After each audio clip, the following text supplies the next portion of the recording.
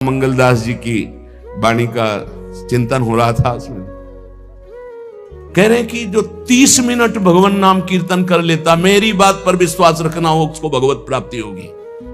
24 घंटे में 30 मिनट नाम कीर्तन कर लेता है और अन्य समय विस्मरण रखता है, तो 30 मिनट का नाम कीर्तन उसे भगवत प्राप्ति करा देगा।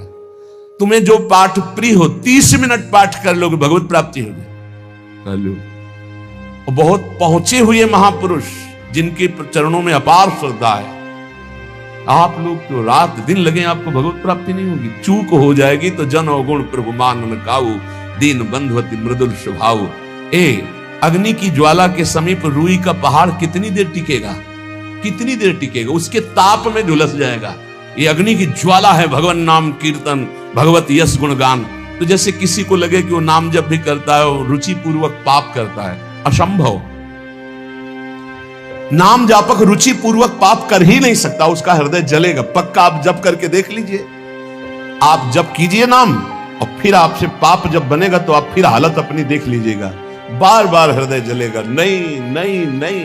तो एक दिन वो नहीं सिद्ध हो जाएगा और आप निर्विकार हो जाएंगे। इसलिए अंतः क्लेश, अगर बुद्धि मति वो अति अंदर क्लेश आ रहा है, कभी काम आ रहा है, कभी क्रोध आ रहा है, कभी लोभ आ रहा है, कभी मोह आ रहा है, ये आता रहेगा जब तक भगवत साक्षात्कार नहीं होगा। ऐसा मत समझो कि 2-4 महीने जप करेंगे तो हम सिद्ध हो जाएंगे, ये आता रहेगा। ये बहुत भागवतिक शक्ति से संपन्न है विकार, कोई साधारण नहीं है कि तुम माला जपोगे वो नहीं आएगा। माला जपते समय ही आएगा वो। ये भागवतिक शक्ति से संपन्न, काम क्रोध लोभ मोह तब त्रिभुवन को परास्त कर रहे हैं। ये भगवान के पावर से शक्तिमान है। तुम्हारा अहंकार जब गलित हो जाएगा तो इनका आना ही बंद हो जाएगा। जब तक अहंकार रहेगा तब तक ये आते रहेंगे। तो जो तुम्हारे अंदर जलन हो रही, मत कहो किसी से, सह जाओ, यही तपस्या हो जाएगी, यही भगवान की प्राप्ति का हेतु हो जाएगा। प्रभु के लिए थोड़ा कष्ट सहकर आप आगे बढ़कर देखिए वो कितना आपको प्यार देते हैं। यही कष्ट सहना है, आंतरिक विकारों को सहना, बाहरी प्रहारों को सहना, कभी किसी से ना कहना, ये भक्तों का स्वभाव। मौन, इसीलिए वाणी से मौन, कुछ ना बोलना। हमने एक संत भगवान को देखा, 22-23 वर्ष पहले वृंदावन में कच्चा मार्ग था, एक बोरा रखते थे ऐसे, पागलों जैसा भेष था। तो जब रात्रि के 11 बजे वापस यमुना किनारे से प्रसाद पाके यमुना किनारे गए, यमुना किनारे से जब लौटते थे उनको देखते थे अकेले वो बैठे, उनकी मुद्रा देख के लगता था भगवदानंद में डूबे हुए। नजदीक बैठे, बोरा उठाया, चल दिया। पीछा छोड़ने वाले थे नहीं, पीछे तो उनका क्या बात है, क्यों पीछे?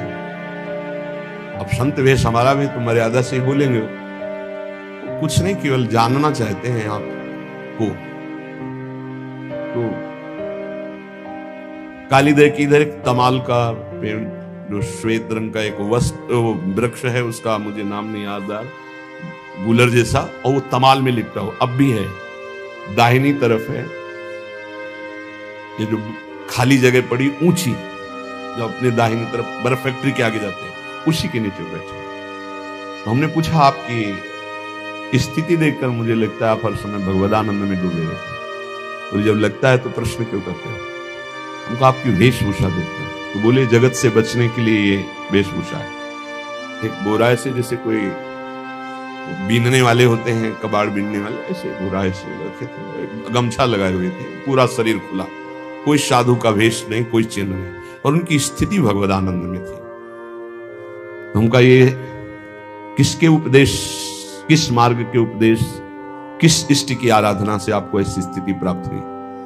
बोले, प्रथम पूज्य श्री स्वामी राम सुखदास जी महाराज का सत्संग हुआ, इष्ट देव श्री कृष्ण, इष्ट ग्रंथ गीता, उसी की कृपा से मुझे ऐसा, मैं भारत के हर तीर्थों में वास करता हूं, भ्रमण करता हूं, असंग रहता हूं, और यही वेशभूषा है बड़ा अंदर से। तो भोजन प्रारब्धवशात जो सामने आ जाता है उसे पा लेता हूं, नहीं आता भूखा रहता हूं।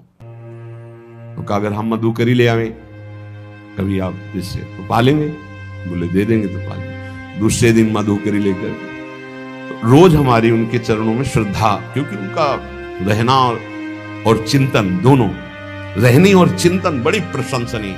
जो वीतराग परमहंस हो गया, अक्षर सा वैसे कुछ पास नहीं, केवल बोरा, वो नाटक के लिए बोरा कि कोई समझे कबाड़ बिनने वाला, और एक गमछा से रंग बिरंगा, बस कुछ नहीं, कोई भागवतिक चिन्ह नहीं। एक दिन देखा वो बड़े मक्खियां भिनभिना रही, तो नजदीक गए, क्या हो? चुप जाओ। इनका बोलिए ना। बोले वमन और शौच दोनों हो रही है, शरीर बिगड़ गया, तो हमका औषधि के लिए हम व्यवस्था, बोले इसलिए कह रहा हूं आप बच जाइए। हमका हमें बता तो दीजिए क्यों नहीं? तो बोले आया हुआ प्रारब्ध है, इसको हंस के भोगना है। ऐसे कोने में साइड में ऐसे पेड़ के किनारे पड़े 2-4-10 दिन जो भी व्यवस्था उनकी बनी, फिर वो हमको दर्शन नहीं मिले, अन्य तीर्थों में चले गए होंगे। ऐसा महापुरुष। क्या हम अपने शरीर को इतना प्यार करें कि भगवान से श्रद्धा हो जाए, भक्ति मार्ग में हम लड़खड़ा जाए, फिर सत्संगी किस बात का? ये पक्का समझ लीजिए, ये जो भगवत मार्ग है ये शूरवीरता का मार्ग है, सहन करने का मार्ग है। जितने भी महापुरुषों के चरित्र हैं आप पढ़ करके देख लीजिए, भगवान के चरित्र से भी ज्यादा लाभ भक्त चरित्र सुनने से इसलिए होता है कि हमको लगता है कि हमारे जैसा जन्म लेकर इतना कष्ट सहकर इस ऊंचाई पर पहुंचे, ये बड़ी बात है कि वो जीवत्व से हमारी तरह पैदा होकर ईश्वत्व को जाता है। इसलिए भक्त चरित्र में विशेष बल हमको प्राप्त होता है। क्या क्या कष्ट सहते, और आप खुद देख लीजिए, आपको जितना कष्ट है उससे बड़ा सुख है कि नहीं, अंदर देख लीजिएगा तो इसी से अनुमान लगा लीजिए, जितना बड़ा कष्ट उससे कई गुना बड़ा सुख भगवान देते हैं, तभी वो उनका यश गाते रहते हैं। ऐसे थोड़ी होता है कि हमारे भगवान का हम भजन करते, हमारे साथ न्याय नहीं हुआ। न्याय तो सही बात नहीं हुआ, नहीं तो तुम्हारी दुर्गति हो जाती। सही बात में उन्होंने न्याय नहीं किया, पक्षपात किया है तुम्हारा। अगर वो सही न्याय करते तो ईमानदारी से कहते हैं, केवल नरक के कीड़ा ही बनना पड़ता और कुछ नहीं है। खूब देख लो, डबल चेहरा होता है, एक सामने का चेहरा देख रहे हो और एक एकांत का चेहरा होता है, डबल चेहरा होता है। और भगवान डबल रखो चाहे तिबल, सब देखते हैं। सब हम बैठे हुए देख लो ईमानदारी से वृंदावन की भूमि में, एक चेहरा है जय श्री राधे, और एक चेहरा है जो राक्षस है अंदर बैठा। देख लो, अंदर देख लो, बिल्कुल इस समय सीसी कैमरे में हो, अंदर देख लो, एक राक्षस बैठा है। और उस राक्षस ने जो जो करवाया, आप लिखो रजिस्टर में, तुम्हें याद है जितना, और इसके बाद आप न्यायाधीश बनो, फिर आपकी क्या दुर्गति होती उसका। इससे ऐसे होता है, हे प्रभु तभी त्राहिमाम मचता है, तब उनकी कृपा नजर आती है कि बोले भगवान ने न्याय नहीं किया। हम कहते हैं सच्ची बात तुम कह रहे हो प्यारे, न्याय नहीं किया इसीलिए बचे हुए हो। अगर वो न्याय कर देता, पक्षपात न लेता तुम्हारा, तब तुम्हारे होश उड़ते, चाहे जो कोई हो, अपना रजिस्टर जांच के देख लो। इसलिए कहते हैं कि सबकी जीवनी शुक्ल पक्ष की लिखी जाती है, कृष्ण पक्ष की तो केवल उसी